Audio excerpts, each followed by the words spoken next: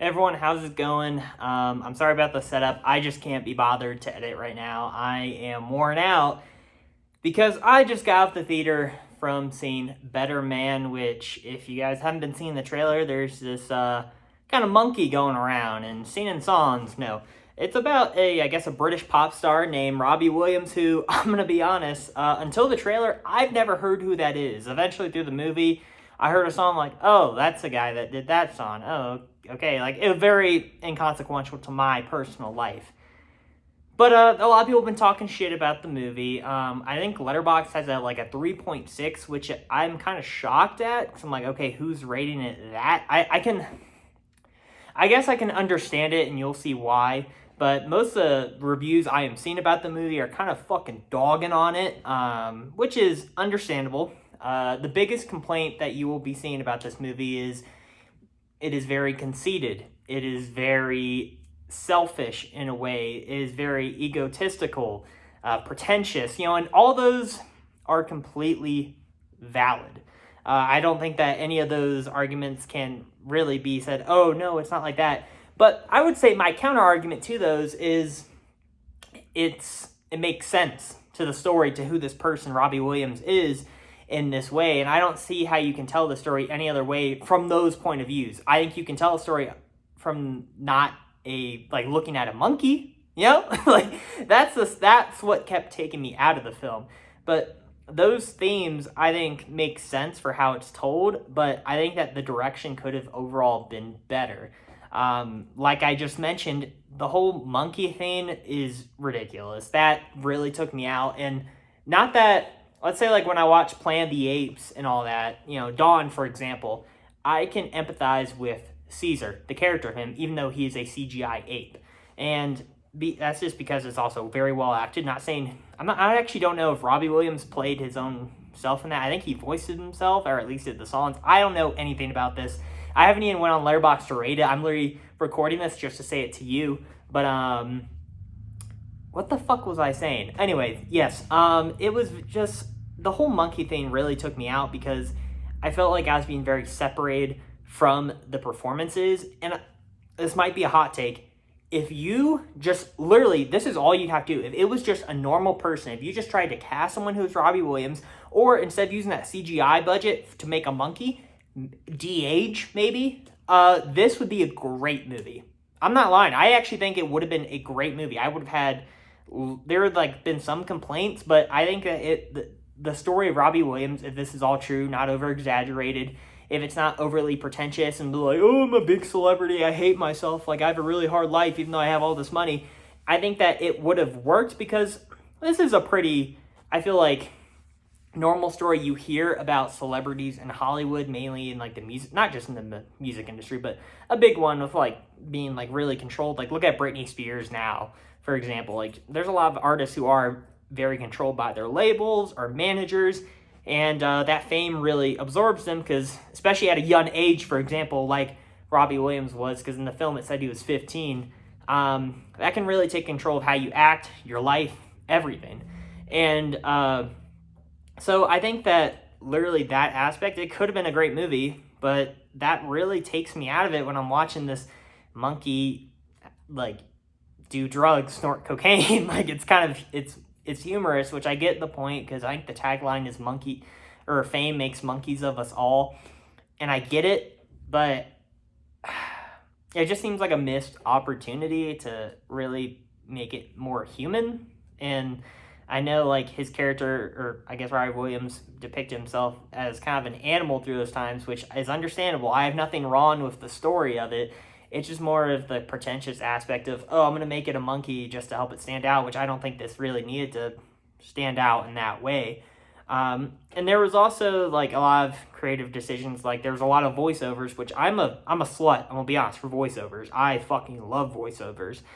Go watch the Batman, the intro. Oh my God, Matt Reeves and Robert Pattinson, they were cooking on that.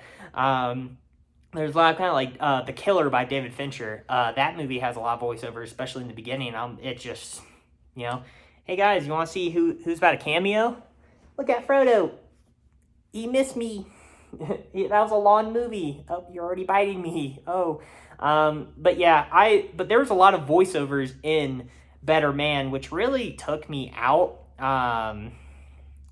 And I felt like this is also a hot take. The Austin Butler movie, or Baz Luhrmann, starring Austin Butler, Elvis, that came out a few years ago.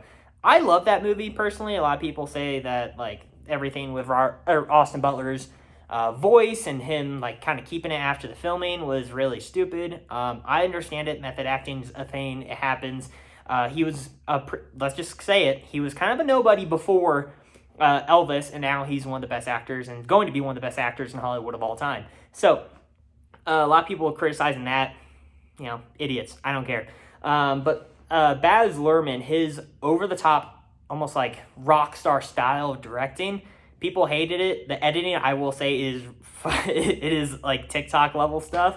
But I liked that he didn't have a lot of voiceovers other than Tom Hanks' character. But the way it transitioned from going to different parts of Elvis's life, I think was more, it had a better translation to the screen than me having voiceovers telling me who this kid is, or who Robbie Williams is, his feelings, what he's going through. I think it would have been better. Like, there was so many things, instead of just telling me that he's, like, there's literally a line where he's saying, like, I'm an alcoholic, I'm a druggie, I'm an addict, which that was presented over the first hour and 30 of the film. I think it's like a 2 hour and 20-minute movie. I don't know. But it just felt redundant. I'm like, we know that. You don't need to tell us that. You don't need to have this like pretentious monologue or, all that.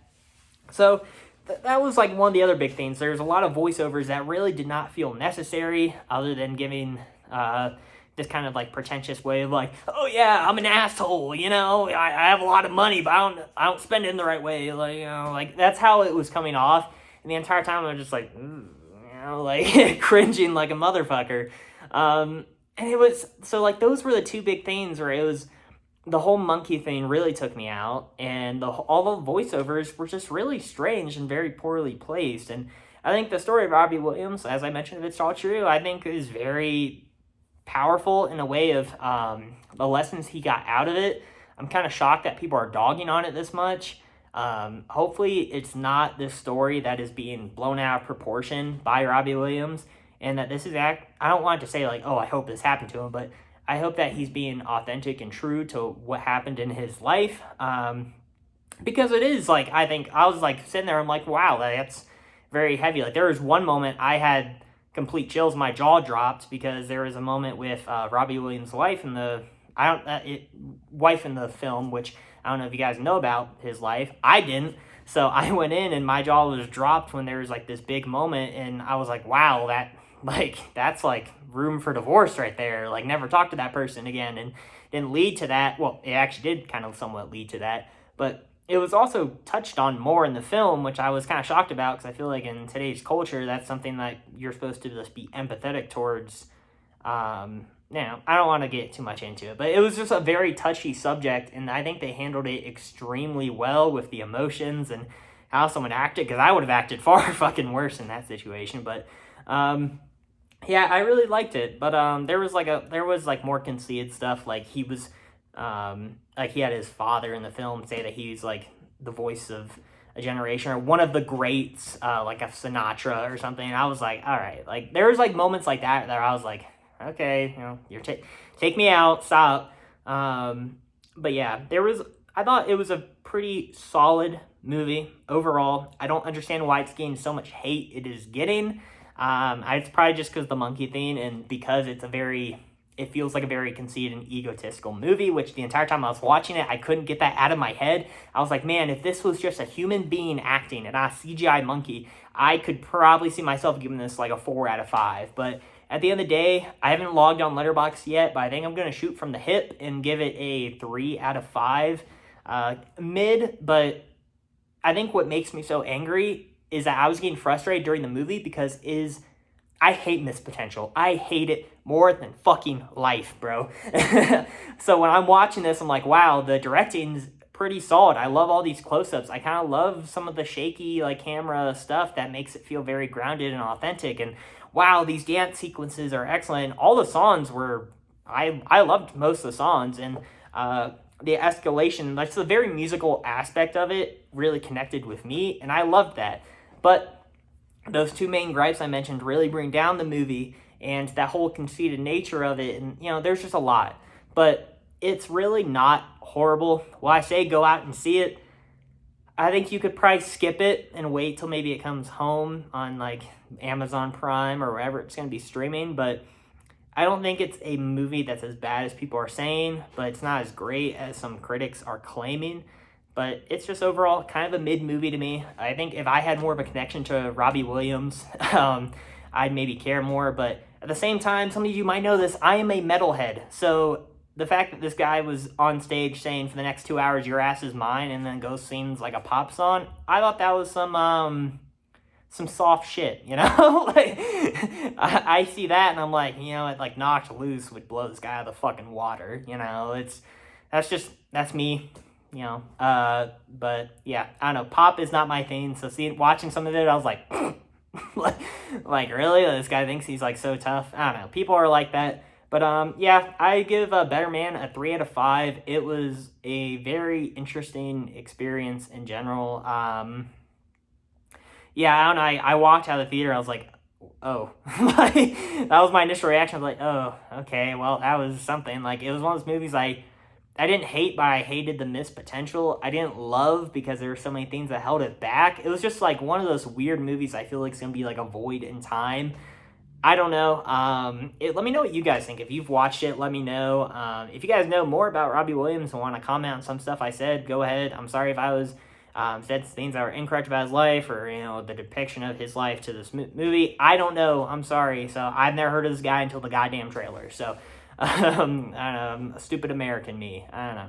But I hope you guys have a great day. I'm sorry for this very lazy effort on my video. I just could not be bothered to go and set up my camera, record audio, edit it, export it, upload it. That's just too much for me right now. I can't. Busy with life. But yeah, here it is. Thank you guys. Love you. Peace.